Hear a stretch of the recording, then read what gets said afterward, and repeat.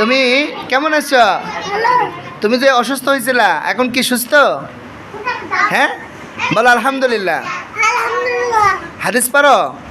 একটা হাদিস শোনাও তো আমাদেরকে।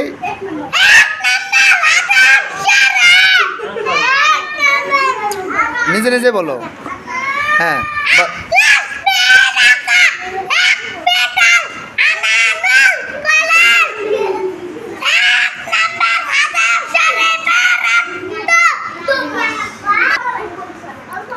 আবার বলো। তোমার